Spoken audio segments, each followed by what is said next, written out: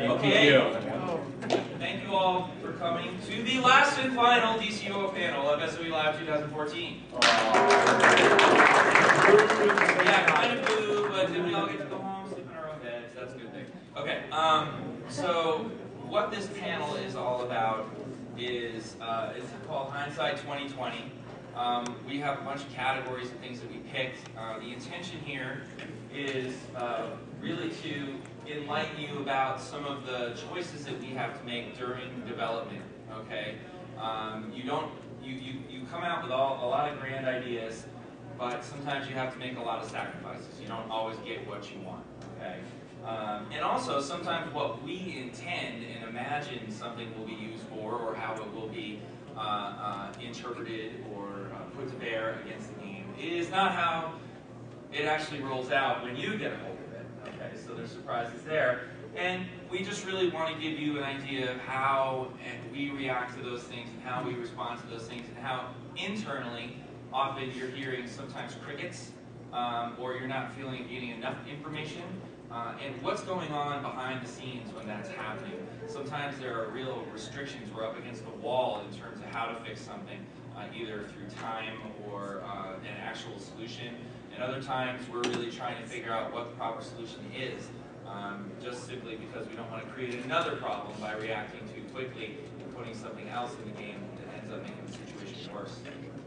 So topics that we kind of chose to examine: roleless buffs, operations, deserting and kicking, base amenities, rewards, weapon mastery, and prestige. We may or may not get to all of these topics because we'd like to get your involvement or your input as we go through each one. Okay? So we're going to kick it off with roleless buffs. What we intended with roleless buffs, the problem we were trying to solve and address. As you can see here, we wanted to really alleviate issues with slow queue times in the 4-player content. We were looking for very particular roles. There was an imbalance of the roles and the time, and we wanted to make sure we found a way to address that. We also wanted to implement a system that required players to rely less on the roles, much like duos. Okay, so that if you wanted to try and do something without a particular role, you didn't have it, you didn't have to rely on it, as we said. So it was this non-reliance of the roles was going to speed up queue times. Okay, so what we shipped. Halish Tunso came up with a plan for the roleless buff system, and we play tested the crap out of it internally. I think we play tested League of Assassins Stronghold, how many times? Gotta be like 50 times. We played a lot. Yeah, so we played that a lot. I'm really sick of chee or whatever she says over and over again. We heard that for one. Yeah, Lion's Law. So he came up with the idea of tank buffs, which would give you extra defense if the tanks weren't present. And he also came up with the system of there needs to be the idea of a group. Okay, you can't just run off in different directions of the instance and expect to get a roleless buff. If you're working solo, you're operating as a solo character, you wouldn't have the benefit of a role to begin with. But if you are grouping up into a cluster and you are inside one of these instances, then you will be getting the role buff. Healing, blocking, and low health. This one was actually active. The tank one was passive. Okay, it just happened, right? How do you actually know you do? I watch a lot of people get bugs and I have no idea you will block the region. How long did it take you a while to realize how it worked, though? No? Yeah? Okay, some people yes, some people no, some people no. A lot of times, I run into a lot of people that actually don't know it, don't know what it is. And the reason they're blocking isn't to take advantage of the healing active block, it's actually because they're scared they're going to die and they turtle. And then the result of that feeling is, oh look, your health is going back up. But they don't even necessarily make the association the health is going back up because they block. They think maybe the healing thing is kicking in a passive way, and it's not. Because then they'll let go, and then it's not working anymore. And then So controller buff for extra power regen, another passive one, just extra power regen while you're having buff on you. But there was nothing for damage. Okay, there was absolutely nothing. Even though, so we were trying to address the population issue with a lot more damage rolls, but we weren't necessarily treating the buff system holistically for all roles. We do consider damage a role, right? That was part of what we talked about yesterday, but it didn't have a buff in the Roleless buff system. So anyway, what we witnessed when it hit live. Indeed, it did speed up queue times, right? Did you guys notice there were faster queue times? Okay, good.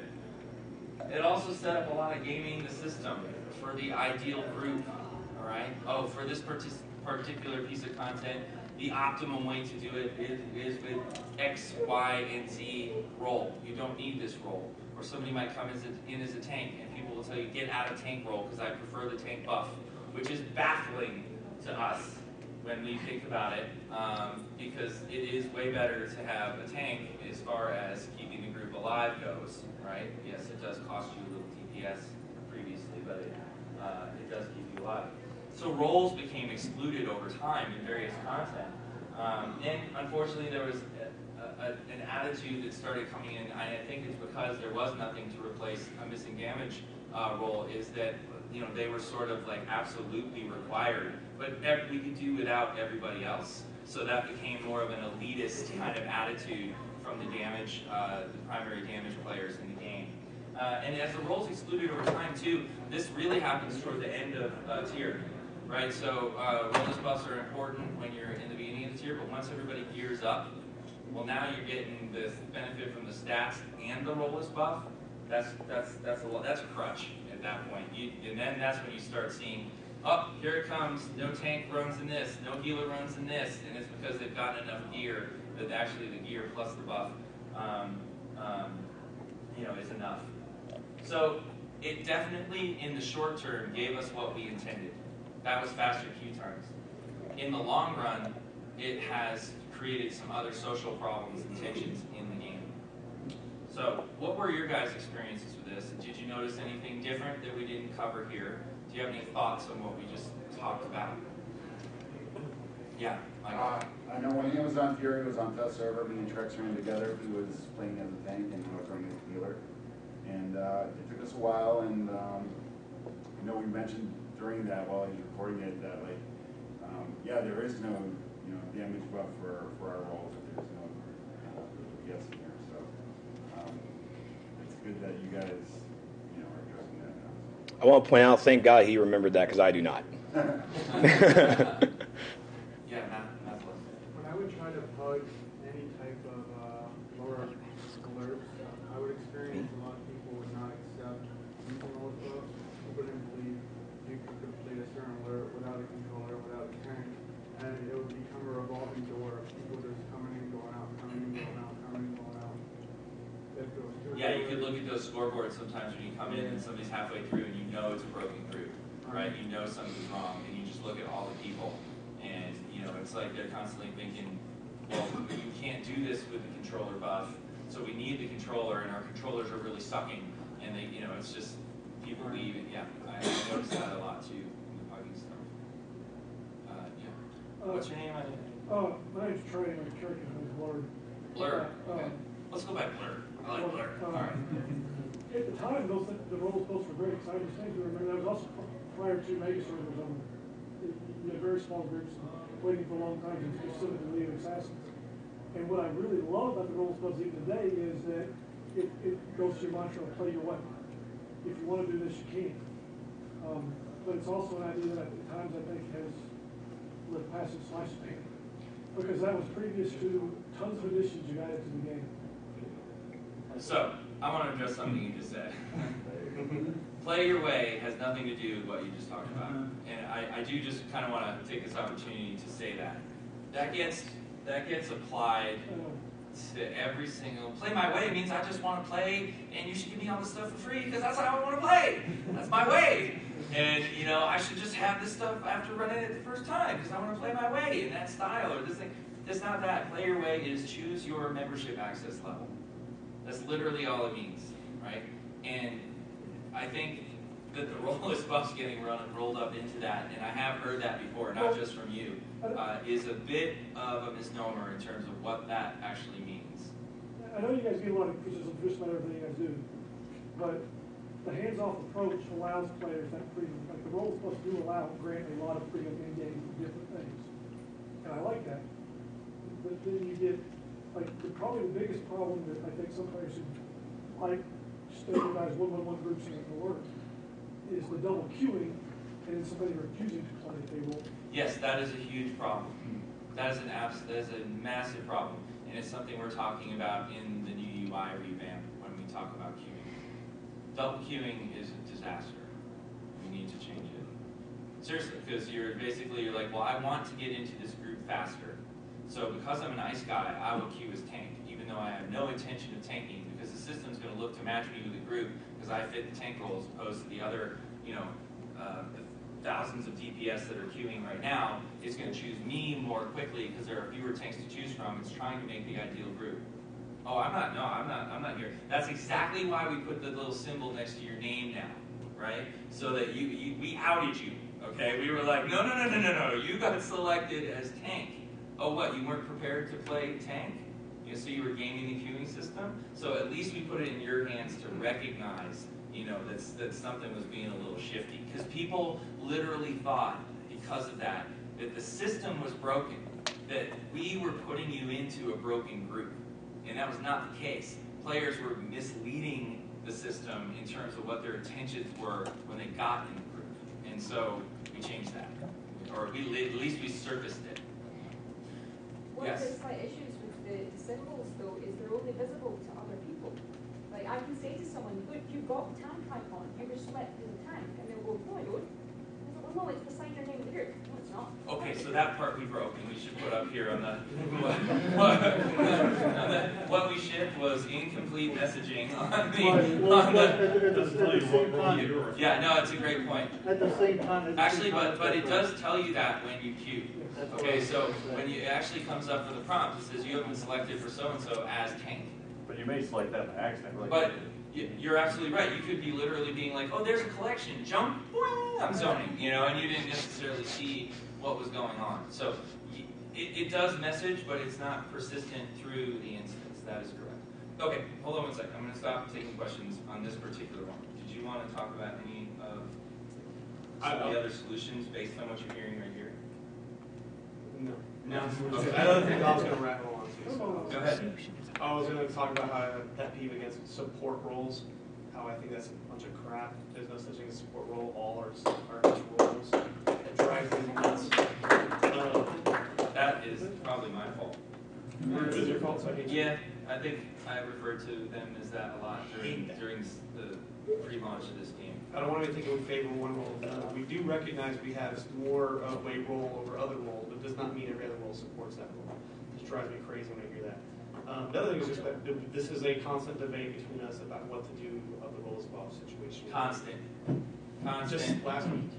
Yes, just last week. Actually, we'll work on this slide, I think, 1.2. Yes. Okay, so obviously, I just want to touch briefly on these to kind of give you guys an idea of what's going on. But you can even see, just based on some of the comments that you had and what we did to react to that, to try and at least surface the problem, message the problem, or what we saw in results. So we are currently talking about this now. We actually have some ideas on how to tweak this a little bit going forward. Community council members will know, I put a whole post together at one point, which I'm not going to share with you now, I'm sorry, because it has so much stuff in it that I don't want people to think we're committing to these, because it was really like a brainstorming thing, right? But it was all about when and how we should be consistent about the roleless buffs, if they should or should not be used in raids versus alerts, and what it meant to go in as a perfect group, and should they be on if you're missing. There was all these variables and ways that we can go about it, and it's a hugely complicated issue. And we do think about it a lot. But in the end, we can't, as Tunso will often say, sometimes you can't just swim upstream and try and social engineer certain things. If players are indicating to you that this is what they're interested in playing, this is what they're interested in playing. And you can only do so much to try and switch them off of their path. And at some point, you have to embrace it, and you have to try and come up with a system like this, which is going to solve the problems that those choices are creating in a way you didn't intend. Okay, anything you guys wanted to add on this at all? No, I think you covered it pretty well. I'm an acolyte, sir. I'm an acolyte. Okay. Operations. All right. So, when always take a deep breath. When these were introduced into the game and why these came out into the game was because I was honestly really getting tired of everybody talking about how we no longer are in the open world past 30. That the entire game changed on you at level 30. It all became about going into instances all the time. And I wasn't tired about hearing about it because I disagreed that it did change. No, it did change, right? It was just more the frustration of, well, how do we address that? There's literally very few pockets left in the open world cities where we can put stuff due to how our memory works, both on the server and on the client, okay? We have to be constrained by certain distances in between types of content so that things can be in memory and loaded in so that you don't crash. That's why you see blocks of empty space in between the actual content spaces. If we had all the memory and resources in the world and there weren't these kind of constraints, you better believe we would have had that stuff buffing right up against each other and there wouldn't have been an empty area in the entire city. But it doesn't work like that. There is a ceiling on what you can do. So how do we get around this? We've certainly found ways to put certain things here and there, especially seasonal, temporary things.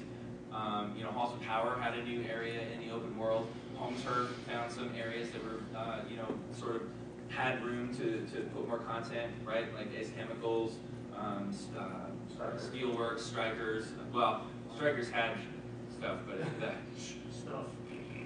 So let's go to the most hard-boiled prison in Metropolis. Look at all the toys. Awful. Okay. So there were some long-standing requests to get back into the open world. There were players who felt the game exclusive when it is mode here. And Operations was an attempt to address that because we could get you out into the open world more, but we tied it into Hand of Fate. We really were dealing with a lot of other initiatives at that point, which were constraining our resources, and we had to rely on a lot of reuse of assets that we already had. We wanted to get into some more storytelling, use the matinee system that we had to maybe try and tell some stories that were complete. They didn't tie in with, had to do all of these things in the DLC in order to get the picture of what was going on. No, each single one was its own little contained, almost like comic book story, right? Its own little arc. We were trying something new with it. On top of that, we were trying the Operations. Well, it offered some emergent gameplay, both co-op and competitive. If you were out there with in a PvP phase, you could sometimes, we actually designed it intentionally that some of the operations cross paths in areas so that you would have some competitive PvP as high-level groups were trying to compete for the content. And we also had areas where it was co-op, where if other people were on the operations too, you could help each other out. And with our contribution rules, there isn't a lot of content sniping going on in the game. One group hits something, the other group hits something. As long as you do a certain amount of health contribution, you both get credit for it, right? So we thought that would work out great. Low levels observing high levels, right? High levels helping out low levels. Typically, this does not happen in DCUO unless somebody's like hunting for grinding a bounty feat, right, at the lower levels or something like that. So this was an opportunity to make that happen. Open world group content. What that means is, and private and shared zoning, what that means is, those are kind of two things. It's the group mission system. To do this, we in the past, you may have felt like you went from one zone to another, right? Like from a sewer up to Star Labs, just as a random example. But you weren't. You were in the same map, and in that map there was a sewer, and then over in this corner of the map there was Star Labs up in Satellite. Okay, so you literally were just being warped to one side of the map. It was already in memory, right? Well, that meant we had to have both art assets and all those resources wedged into the limited memory we had for a particular instance. Well, with this, we could no longer do that. We could actually keep your group cohesive. And the reason we did that was because if you did zone, it would break up the group. We didn't have that technology before. There's no persistence. Now there was. And then, so we could go in and out of shared instances and in and out of private instances willy-nilly. You see this in DLC 9, War of the Light Part 1 a lot, right? Open world boss fights. People were just dying for iconics out in the open world for you to like have these big boss fights and do all this stuff. we'll get to how that worked out in the next phase. Key tech for later DLCs, this is what I'm talking about. This technology, despite the troubles, to put it mildly, that Hand of Fate had, this technology has been key to creating some very cool content for you guys these days. Like Necropolis, going from your league hall to Necropolis, and that kind of stuff. A and B. 7, 9, and 11 all rely heavily on it. All of them do. And it's great for us because the artists can put more higher fidelity. You've been liking the improvement in the art lately. You know why that is? Because they actually have, each map has its own memory pool. They can put more stuff in it. Alright, so it's going to start looking better as well. Yes, you have a zone time. It's worth it. What we witnessed. Holy crap! This was crazy bad. Like, I don't think there was, I don't know if there was a rougher time in the game that I can think of than when Hand of Fate launched. And we went early access on a Friday. Say goodbye to your weekend. Yeah. Lars loved that. Where's Lars? Yeah. Thanks, guys. we were in Lauren's office, just incremental, like increasing the pop cap by 50. We didn't have a server tech at the time that allowed us to just kind of open the floodgates without bringing everything down again. So we had to just very slowly let people in. So there was angry members because they were seeing longer longer queue times than free players. So it was just a big mess. We were there until like 3 in the morning. Totally. I changed my mind. We don't need this monitor. Come up here. Sorry, come up here. Move over. Get over there, fatty. Come on.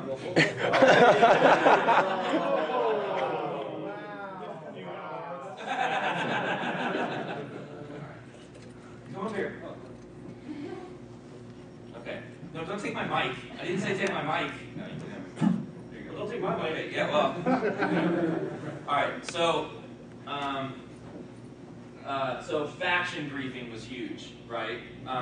Like, even if you weren't in a PvP, you think I'm talking about PvP phase alone? No. Why? Because what was happening? Exactly. And what were they doing? They were carrying your objectives away. Or healing the boss. Yeah. Or downing your members. Exactly. And you couldn't do anything. It was also very one-sided because all of the villain objectives were friendly to the heroes, but all of the hero objectives were also aggro to the villains. So this is an example of the kind of thing that you can only get when you put it in the hands of the players. Why? Because we're not dicks to each other when we're playing this. Okay? No.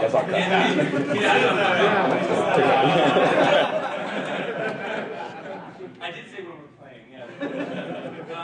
So, also there were huge performance issues on the PS3, and this was because everyone was like, we want these open world boss fights. Well, I'll be honest with you, initially, I had imagined that we would have multiple Swamp Things up in different areas, but the content didn't get constructed quite that way where it was going to work, and that created a huge problem because everybody kind of collapsed in on one area. The faction briefing was happening, and also, once it went down to just one instance, I should say it wasn't multiple versions.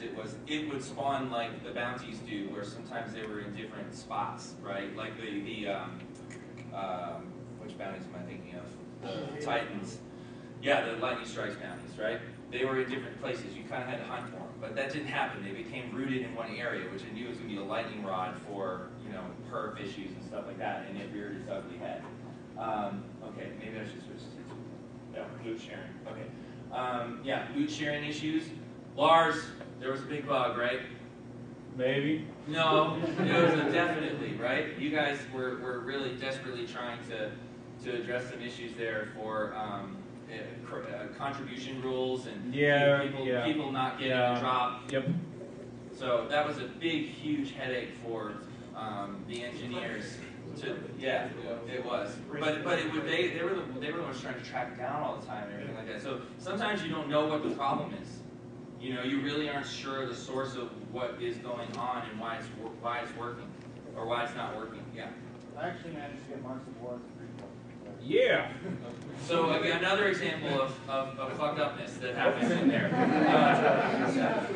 You just fly over the area and you just got everyone's loot. Yes, Hand of Fate, everyone. Yeah. Yeah, All right. I still have those nightmares. Yeah. Every once in a while. Or hit Ted. Yeah. Ted. I like the cutscenes from Hand of Fate. Those are cool. Yeah, good. Yeah, that was our first. That was Scenes are great. good. Actually, couldn't afford a bar. First matinees. Yeah, no. So that was also the thing I loved about Hand of Fate, and one of the big things I was driving with the engineer working on that at the time, Ryan, was to get the players in it.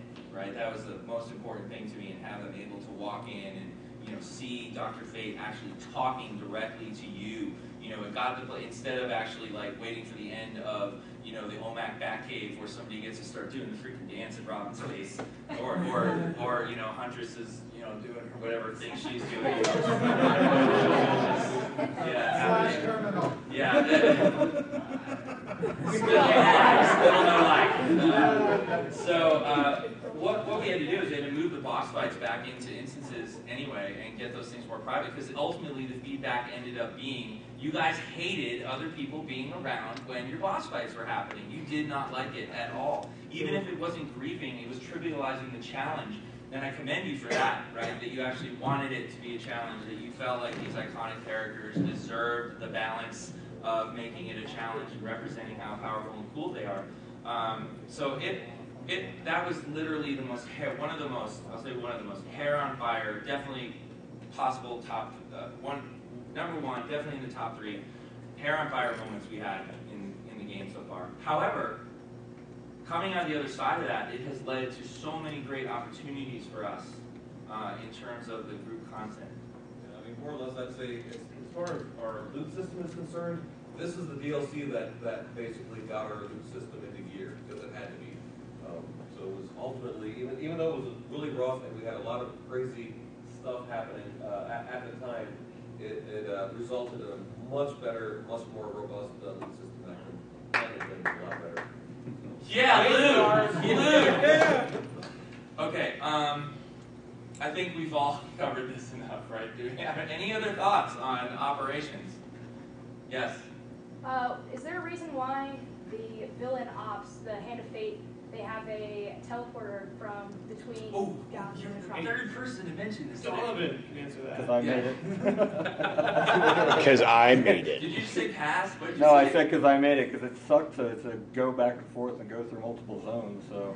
Vengeance, like you have to go from What about the other ops? you have to go from like the suicide slums all the way over to like. Dizzy Kraken wants you to like his content. Yes. Exactly. Now you can look at his designers and go, see, they love me. Listen to me. Yeah. Similarly, the ops don't drop you where you were before you entered the zone. What's the reason for that? Why can't it return me to my base or whatever? It drops me in a watchtower half the time. So that's an interesting question. Originally, because the ops ended out in the open world, it wanted to leave you right there where you were in the open world, so there wasn't a jarring zone that was unnecessarily. When we made that change, it's probably a legacy aspect of the feature that may or may not work well when you're in a zone versus not in a zone in a shared space. I don't know if I have a better answer than that. I'm not an engineer, so. Well, they do go back to, from my recollection, they are all now ending in the watchtower. Yeah. You mean you can exit to the watchtower anywhere? Well, that's because it goes into an instance at the end. Whenever you go zone into it. Yeah, whenever you zone into a new location, it tries to remember where you were last, or we override it if you have to go back a place. So if you're in an instance in an operation, we always send you to a shared location as your backup. Like in War of the Light, we always send you to Ranks or Mogo while you're on the operation. That way you have a common place. So if you're in an instance, and when you leave, the last place that you could go to would be that shared space. Okay, last question on ops. Just a comment on the hero side and the villain side as opposed to the hero side. Something which we did not like about ops and is still an issue in the game is even in ops we're still producing. Yes, even in ops we're still producing, is the inability to start an op without a full raid. Many times you can't get a full raid on the no walk-in. And so yeah, no walk-in for no help. walk-in. Yeah, we've heard that feedback before, and I think we do want to do something about that.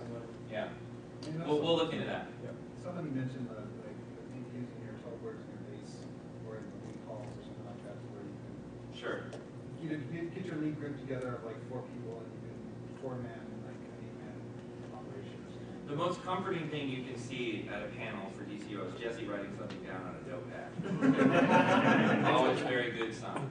Yeah, that actually, on that note, that's something we've talked about. It's kind of, it is a backlog thing. Some mechanism that will allow players to, perhaps even from the on-duty menu, even existing content, play it. Redo the on-duty Yeah. Or at least some mechanism to allow them to do that. It may not be a complete free-for-all, but yeah, that's feedback we've noted for the last 2 years. All right, deserting, kicking. Okay, we wanted to address the frustration that people had in being bailed on in PvE and PvP, because it just happened far too often. Somebody was hunting for a style in the first boss and they didn't get it and they were freaking out. You were left high and dry. Or somebody felt like they were losing in the PvP match and they took the coward's way out and just like, oh, I'm not going to waste my time, I'm out of here, instead of finishing the match and with pride. People being kicked as soon as the instance started due to role or inspection. Oh, even though you actually have the CR to be in here and are supposed to be doing this as part of your progression, you're not high enough for my taste, you're out, and you're starting all over again.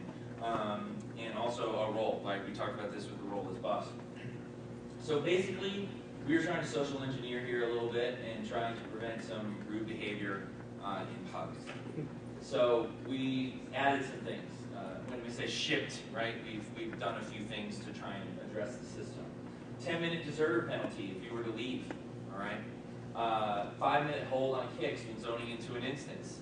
And kick for failure to leave the starting area in PvP if you were just willing to farm your loss marks and it costs the other person a victory as well because you're not even going to bother to try. So we just implemented that too. What we witnessed, oh my God. So people unplug the internet to avoid deserter. They would actually stare at each other for 5 minutes at the beginning of the instance because they didn't like your role or your combat rating, and then they would kick you, right? They were willing to burn 5 minutes of time to kick you. They would refuse to start, right? Or they booted you in 5 minutes into the instance just so they could get going, and then they were like, nah, we'll get you out of here and get somebody else in. Meanwhile, you lost all your progress and have to start over again. And then also, deserter for disconnect. Okay, so there was a lot of disconnection going on. Some of it right now is with the PSM policy. Other stuff is on our end for PS3 perf issues or something like that. You might freeze. Whatever it was, regardless, our end, your end, in terms of internet connectivity too. That happens with your router and your internet connection. It's online gaming. People get dropped, right? So we didn't have link death. We tried to put link death in when the system was going in, but we had to turn it off. And that obviously meant that you were now getting deserter and you couldn't get back in, you couldn't queue again. Certainly you could be invited back in, I believe, by a group, but you couldn't queue again if you were in a pub. And that was a huge problem, right? We do have link death coming, as I announced in the keynote. But this is still a problem to this day. I think it's still something we struggle with, each and every one of us as players. The 4 of us are very avid players in the game as well. You'll see us in there a lot on multiple servers. And I'm probably the most public-facing player, but not everybody knows who I am. People don't all follow me on Twitter or go to the forums or know anything about who Spittle is, or even bother to recognize that Spittle is in their group. I'll get kicked, right, for stuff. Or, right?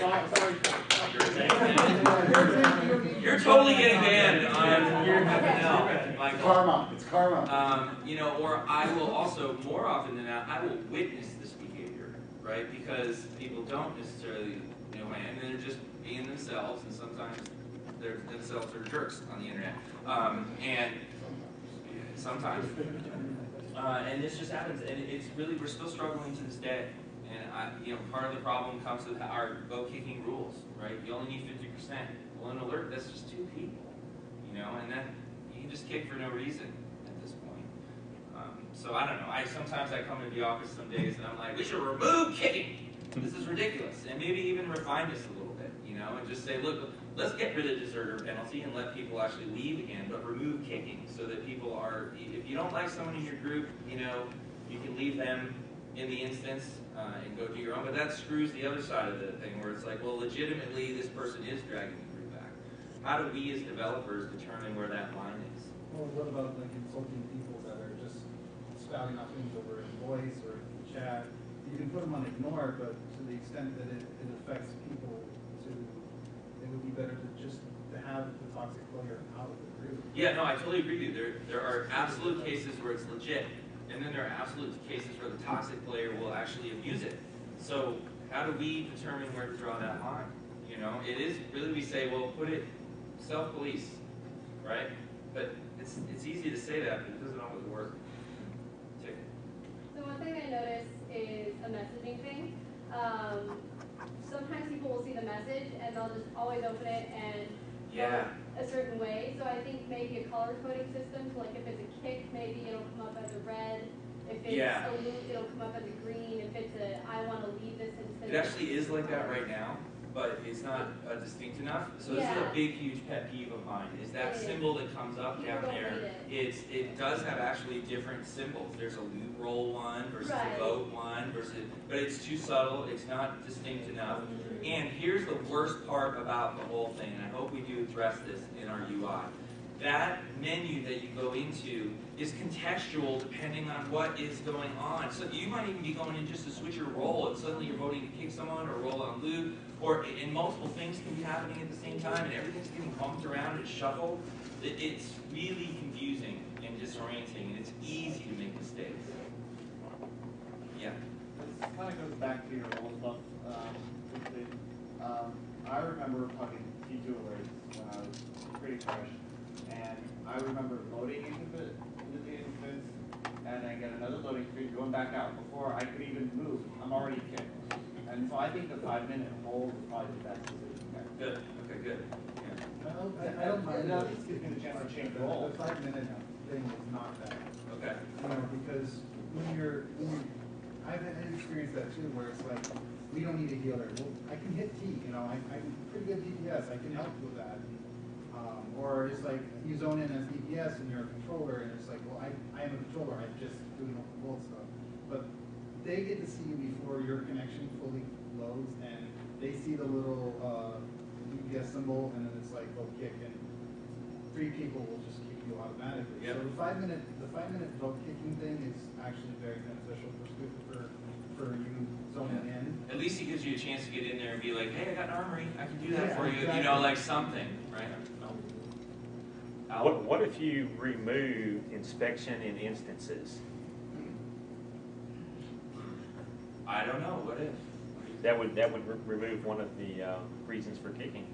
Then, well, I'll be honest, what's going to happen is people are just going to go to the mobile app and check your CR at that point, and now they're going to know your skill points.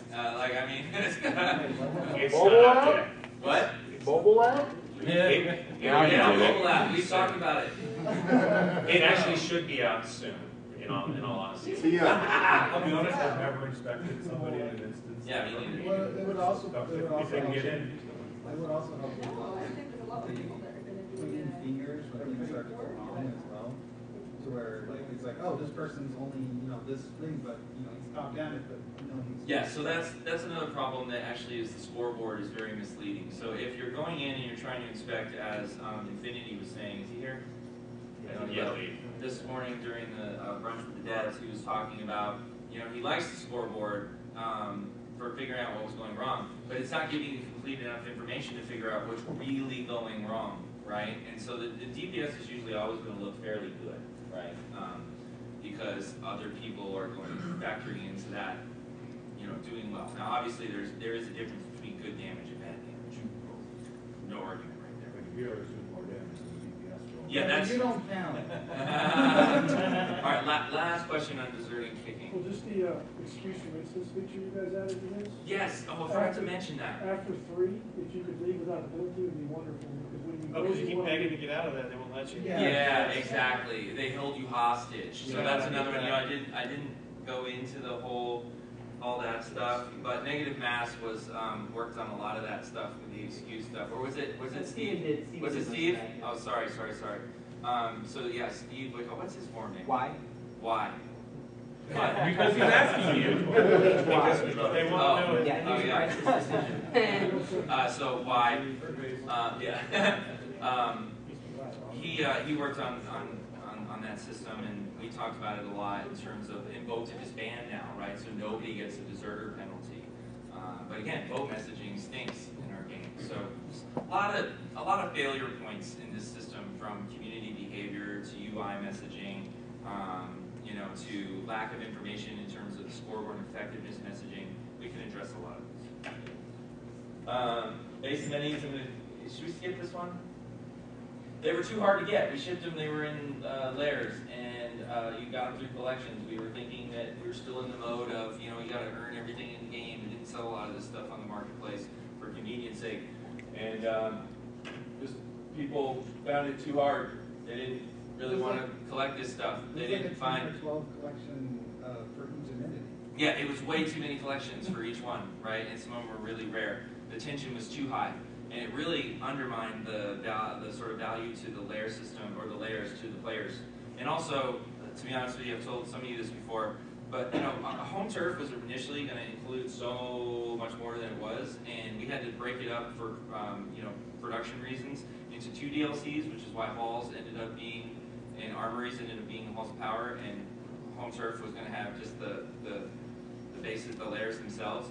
But everything that was supposed to come out simultaneously, armories, teleporters, bases with amenities, the layers with amenities, and halls. And the whole system you're seeing right now, finally, that halls have come into play, was our initial design back when we conceived home turf. But clearly it was too big for us to get out in a single DLC in that window. So now you're seeing these things start to work together in harmony more, and you're, I think, offering up the convenience of having base amenities on the marketplace. You can still earn them in game if you want to, but you can purchase them as well.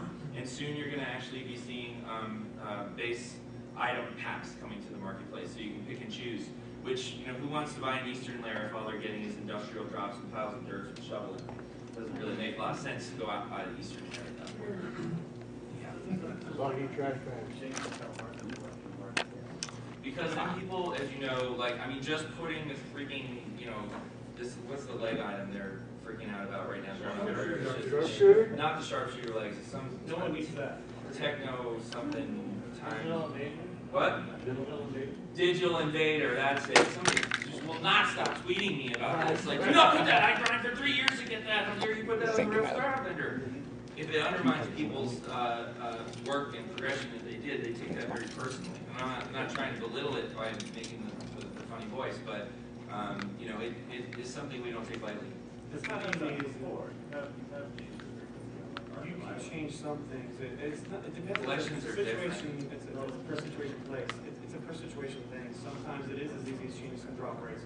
Sometimes it's a problem of sharing goes between several collections, and we have more space for those. There's a lot to it. It's not as easy as it makes, depending on a per collection basis. Ted, specifically for the drop rates of the rare versus the unrare ones, we actually have made the rare ones easier to get over. They're more frequent. Yeah. So that was. But people still charge $1 billion for them on that. Broker. Is there a panel in here after us? No, so we can go long. Does anybody mind if we go a little long to cover some of these slides? Go for it. Go for it. Okay, if you have to go to the airport, leave. But we are flights at 6. You cut into my show on Friday nights. Now you're going to cut into my party at 4? Come on. So, reward. We wanted to address player feedback regarding RNG, right? And the drops and just random everything, where the best loot was. We wanted to eliminate ninja looting. This was like a huge problem for everyone when we had single drops. So we implemented individual loot, which basically was everybody got a roll on the loot table. We made the drops unattuned. By the way, some of these things happen in different sequence and they kind of bounce off the other side, but I'm just going to go down the iterative list that we did for what we quote unquote shipped. I should say what we iterated on here. Best CR gear on vendors, but best stat gear as drops. And we playing with the delta of those stats in terms of how much of an advantage they give you. All styles on the vendors as well, so rare styles can be purchased by Mars. Where's Willpower? Is he in here? Figured he'd be jumping all that. That was right. You happy? Okay, good. Added symbols as a dual currency, which we just recently went through with you guys in a very open discussion about what we were trying to fix with mark progression over a tier and all that kind of stuff. That was fun. Yes. What we witnessed, people thought they were getting useless drops now. It's constantly, and they were resenting the fact that, you know, I got healer gear, and I can't give it to the healer over here, or I'm going to trade it. well, I mean, at that point, I just might as well give you something that's useful every single time, and you're done with everything in like 6 runs. You've practically got everything you need. And people thought they were suddenly getting no drops when we went to unattuned. Okay, because now we took out all the useless stuff. We went to unattuned, but if it's unattuned, that means we actually have to increase the rarity of it. And in lieu of the actual item, you got some marks, but these were kind of getting lost on people. They weren't seeing them. Again, a messaging of rewards here was the problem. People were getting max gear too fast by your own feedback. You guys were saying when the DLC came out, I had all this stuff stored up, and I just barrel through the whole thing and I'm done in X number of days. And then people still resented having to rely on RNG for the very best gear, even though the stat gain was very minimal. This one's still kind of, we're sticking to our guns on a little bit here. We want there to be some, excitement and chase in terms of, oh, I got the thing, that is so awesome. That's important to us to keep in there. So, putting all of the stuff you can get via marks. There's no CR gate at all for getting the rare drop, but it does give you a little boost on your stats. But it is certainly not needed. You have the stats that you need once you have all these things to complete the content. You guys are completing it very, very well already. But it's certainly an interesting thing to have as you advance into the next DLC and the next tier to have that little extra bit, right? So yeah, it's still an iterative process. Just like I said recently, Halls of Power Part 1. We're still iterating on it with you guys. Yeah, though that, as far as I know, this last week's I think is close to what we think works well. And I've actually been soliciting feedback. I LFG often as well, play with various groups, and I'll always try to say, basically ask the question, what do you think of the way the gear is dropping, and the 94 gear is dropping raids? Would you rather have 93 gear instead of extra marks? And somewhat surprisingly to me, at least, especially initially, people still wanted the marks, even though it feels weird to go through a raid and see nothing or almost nothing in your inventory after a raid run. In some cases, I've been pretty vocal about this on the forum. Yes, we know. Yeah, I'm sure you all. And some days, literally, we come in and we go, What's wrong with me? Yeah, I know. The way that the drops are right now, as it is, where you get a mark or a piece of gear, there's a lot of perceptual view on it, where you get one mark for something that is extremely rare, and the options of it, like it almost feels like you'd be better off just getting more marks in the sense of that. The other problem is like if you're still working on your salvage feat, you suddenly don't have a whole lot of options to salvage anymore as you're going up in the tier. You can always do lower content, but when you're limited in time, as you're going up in tiers, you suddenly now have less loot as you go. That's a very interesting point, and we are not omniscient. Okay, we can't see everything all at once, and the game is huge. We are not robots or computers or human beings. I don't remember having. No, Mepps likes to pretend he's a robot. He likes to robot cosplay and stuff like that. It's a different issue. I don't remember talking about that much, at least in the conversations that I was in about the salvage feat. I think we've heard the feedback recently, but it wasn't something I think that we brought up, as a con initially. Yeah, I mean, it's more or less one of the, it wasn't, it's one of those edge case sort of ancillary side effects of putting us, having a system act a certain way. As far as, as far as like what is best to do, Larry and I have been having discussions about different things, different approaches we could take, and I've talked to a lot of you guys about the same sort of topic as well. And it seems like, for the most part, leaning towards, you guys are leaning towards enjoying the marks, but there's a lot of good arguments for also dropping the 93 here. Like, for example, salvage feat is a great example. The others are, of course, like when you're coming up, like when this, this current content is old hat stuff, where you're just trying to work through it on your way to the beginning of tier 7 or whatever. In the future, those 93, getting a 93 drop instead of a mark, that will actually help you. A bunch of 93 in the first few weeks, at least, depending on how quickly you're advancing. Right, or if you want to, or if you're just gearing up for your alternate role. So, like I said, it's 6 of one, half dozen the other. We're just trying to find out, find something that will make as many people as possible happy. As much as I didn't like the fact that the best gear was in the raids, DLC 7 after the single loop was the best way I saw it, because it's something that you can gear up alts with, or you get 86 gear or 87 gear in the raids as you're working with it. When DLC 9 came out, suddenly it was just like you're always getting the one thing. Yeah. Well, and that was a little too narrow of a. Sure. And that was the reason why. 7 was an experiment for us, actually, and you know, I kind of came to Hellish and Lock, and I was like, why don't we do what the other guys kind of do, and you've got to go through these a little more before you can get to these, before you can get to those. And to be honest with you, I think we met a lot of resistance on that from the community at large, which is why we kind of backed off on it. I think we are in a better place now for it. We're getting close to where we are, but we'll take the feedback. I really love that. Sure. But it's sort of like you feel almost cheated if you go in there with just getting like 3 extra ones. Sure. Tess. I think when people asked for unattuned gear, what they meant was I want it and I want it now. Oh, I know what they meant.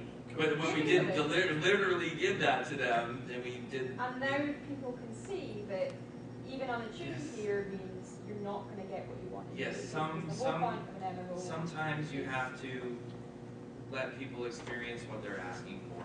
Personally, I feel like the new raids, and I haven't had a chance to play much. I've had 2 days and I'm tired here.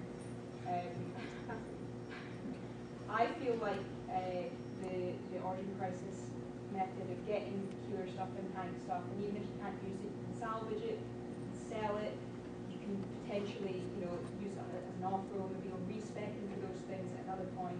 It's far more useful than just getting a couple of extra marks.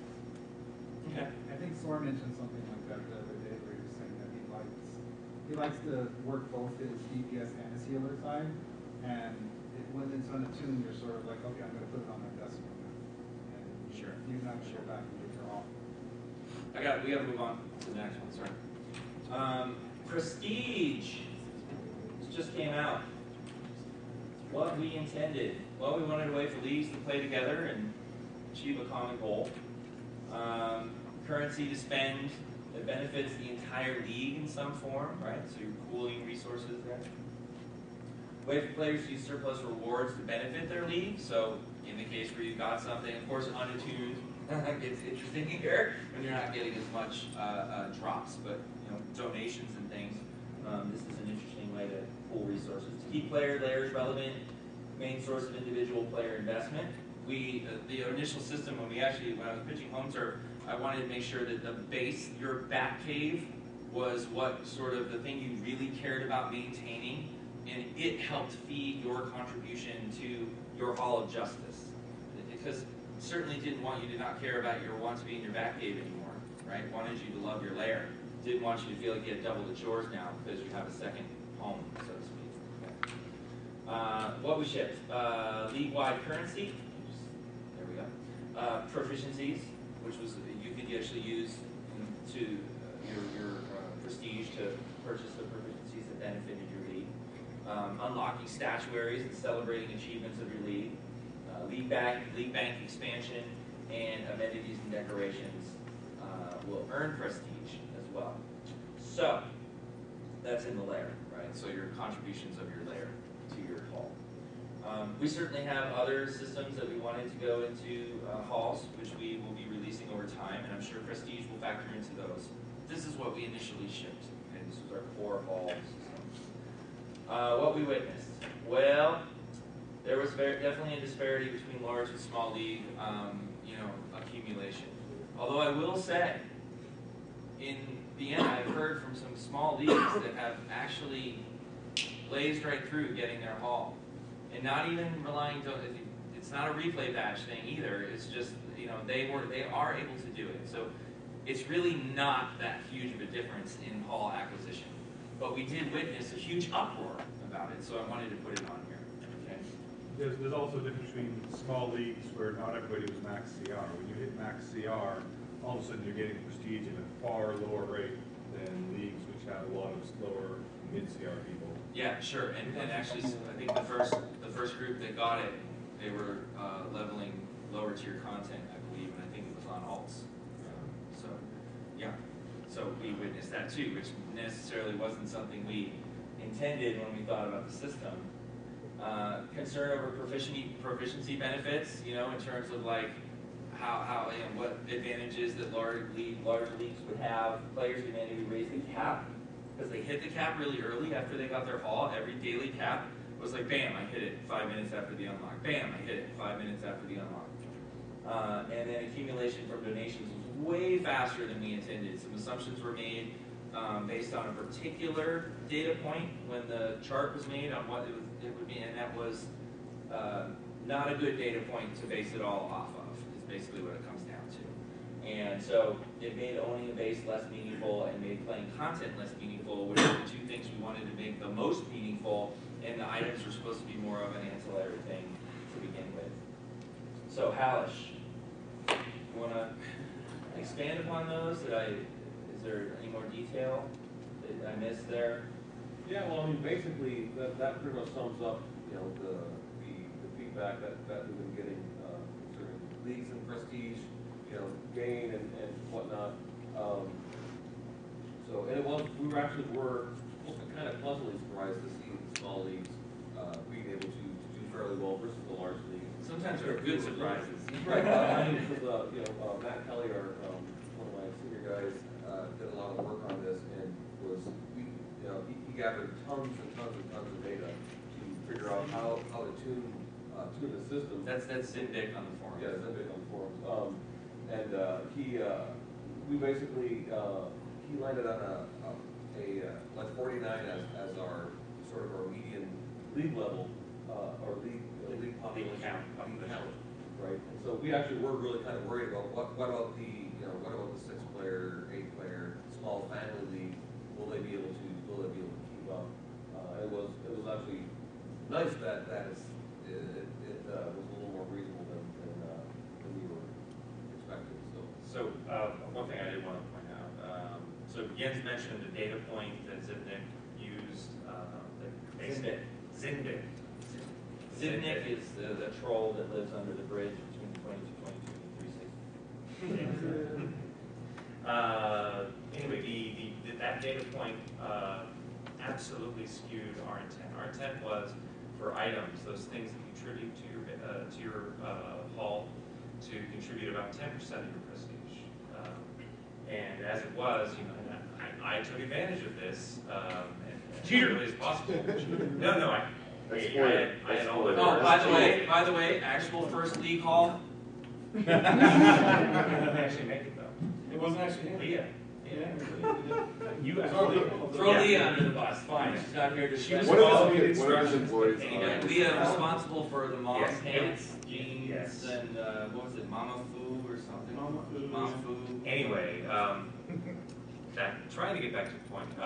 So items wound up being far, far more valuable than intended, and we really want, as Jens mentioned, to make playing the game the most important contributor, and about equal to your layer. So we wanted your layer to matter, your content, your playtime to matter more than that. So the end result is way too much prestige for items, and not quite enough. So what is almost certain to happen is a dramatic reduction in what you get for attributing gear. People are screaming for the cap to raise, and that's not going to be our solution. It just isn't. We made a mistake on what the items are contributing, and we will be lowering what that contribution is. Raising what you get. Because otherwise, sometimes when you can't compromise in the direction of, okay, fine here, because it throws everything out of balance, and then it's an unsatisfying experience in the long run, right? Even though it feels like a good choice. And that absolutely favors large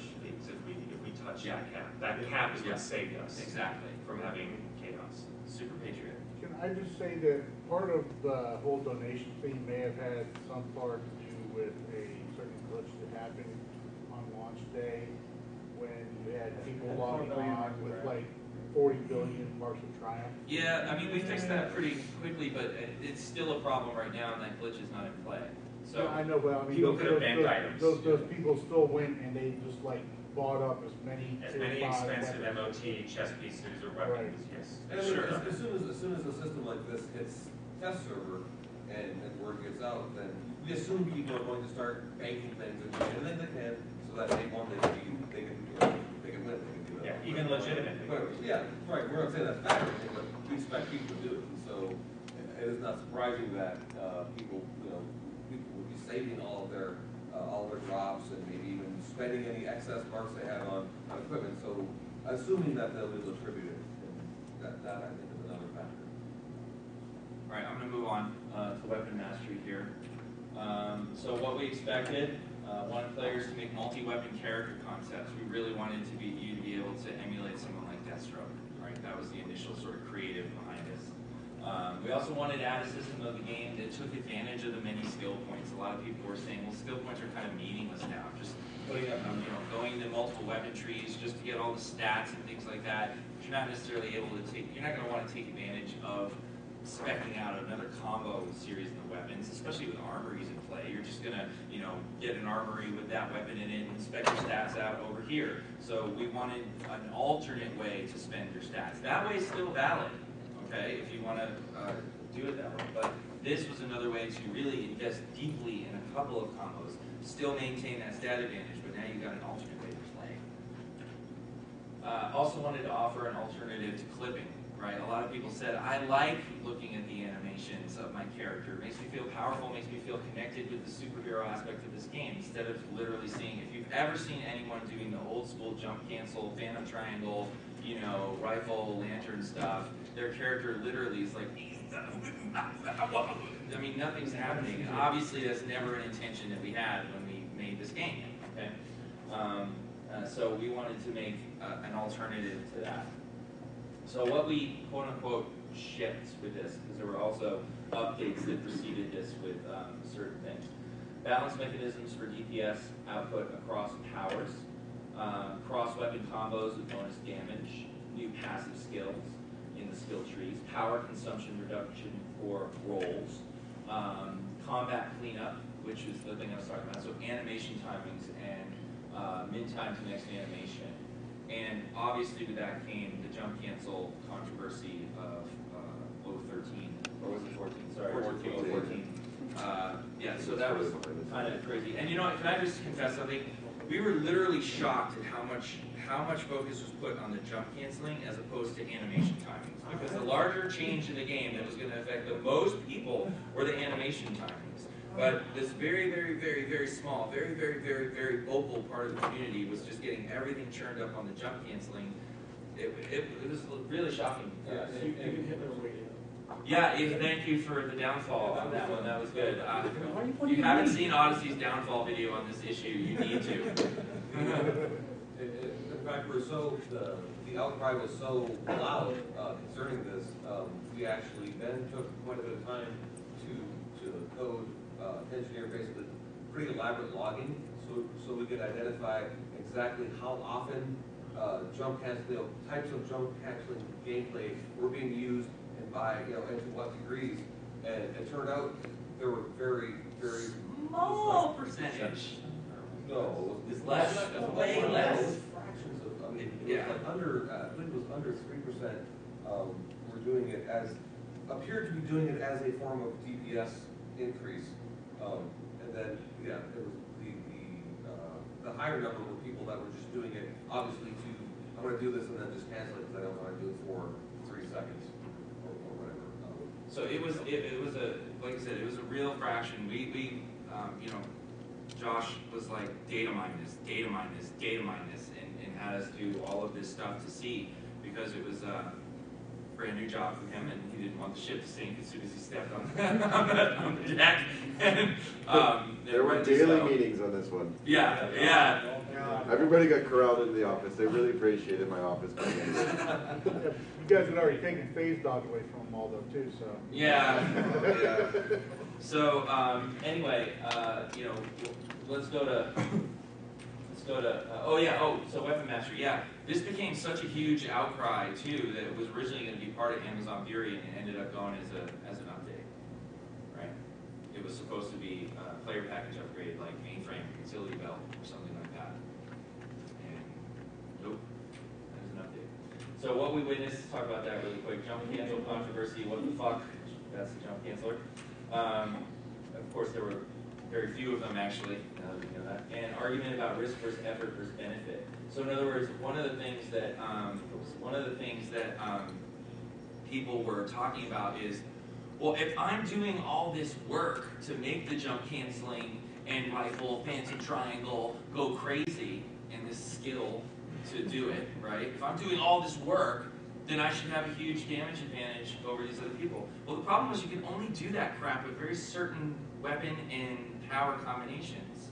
And that's not how you have a balanced game. It just isn't. It becomes a way to force people into a certain method of play if they want to be competitive. And this is just not acceptable with all the options and the way we create characters in the game. We just couldn't leave it that way. And thankfully, the data proved that we were affecting a very small portion of the population for the benefit of a very large portion of the population. In fact, the overwhelming majority. So we became very confident in our decision, even though it was a very inflammatory time from a PR perspective. It was the right thing to do for the game. Thoughts on this one? This is our last slide, so we can take a few minutes here. It's 3:12 right now. We'll see some questions. We'll talk about this particular thing and then the panel in general. Yeah, Matthews.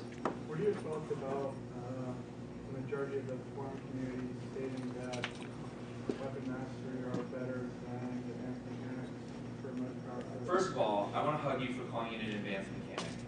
I appreciate that. That's very important. It is not an awesome mechanic. It is an advanced mechanic. What? Did you guys originally call it awesome? No, I had a chart. It said no. It said advanced mechanics, and then there were levels of good, better, awesome. That didn't. For clarity, it wasn't you guys. It was Jens. No. I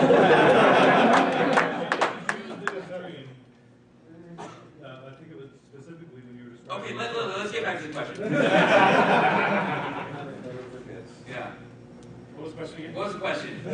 Oh, about awesome advanced mechanics versus. So this is another thing we've done a lot of logging about, and the logs have basically shown that in almost all cases, advanced mechanics and weapon mastery damage output. When we look at the best of everybody, they're pretty darn close to being even within a very small window. The only well, not really surprising, but it does appear that rage might be a little high, but not like a lot high, but we're talking like, you know, if the average is around 4,500. So most in fact, actually, for the most part, advanced mechanics tend to do a little bit more than the highest weapon mastery damage. The exception to that is, for some reason, Earth advanced mechanic is trending more towards about 4,100 instead of 45. So that's actually a little surprising because sorcery advanced mechanic is actually trending a little high at around a maximum of 4,800, which is kind of weird too. Well, I have an idea that actually might be more about where the abilities are placed in the tree, such that your Earth guy is more likely to be getting a 35 or 40% bonus instead of a 45 to 50% bonus for sorcery.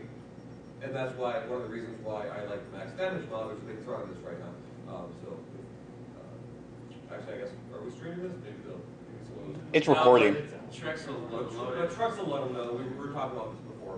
Anyway, long story short, they're even basically. So, yeah. The other thing to realize too. I had tweeted out this video that somebody made and retweeted it about top DPS. Did anybody watch it? Oh, he was using the techno layer for his black background. Well, that was just a little funny thing he did at the end, which was brilliant, by the way.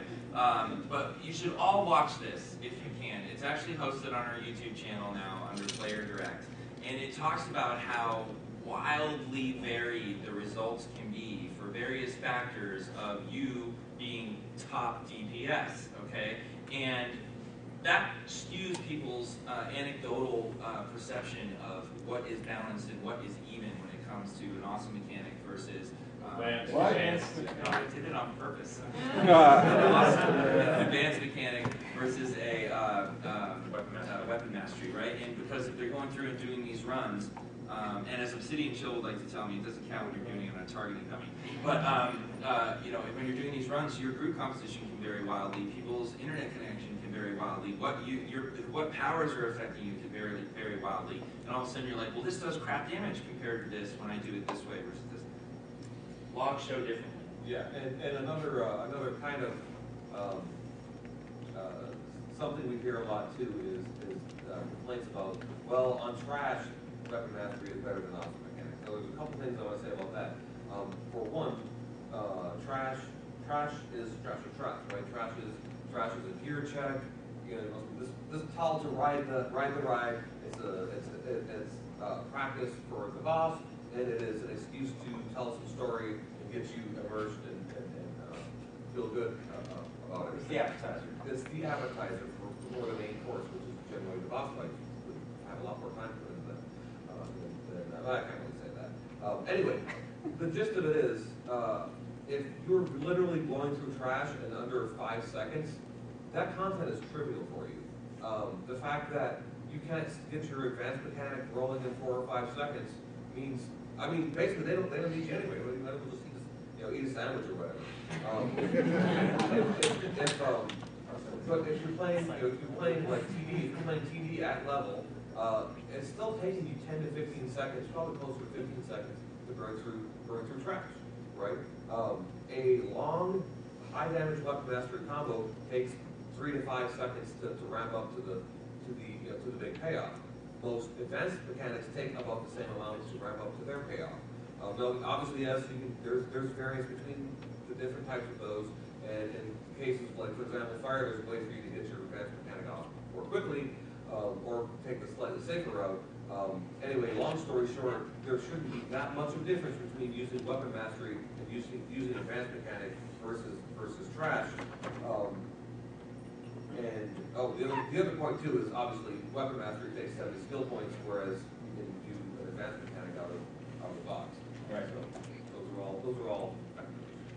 All right, Mets is going to get the hook here pretty soon, I think, like nowish. Yeah. Okay, we've gone a little long. I hope you guys enjoyed this panel. You know, we really wanted to open the doors and let you know what it's like from our perspective when we are, you know, reacting and observing the things you guys are doing and your enjoyment of the game and how the game is balanced. It's a very important issue to us. We talk about it daily, and you know, Mets is very active on the forum. He sends out you know, reports to us on a daily basis about what you guys are talking about. It drives a lot of our conversations on subjects like this. So keep it up. You know, keep talking to us, and really hope you enjoyed SOE Live this year. And we look forward to seeing you in game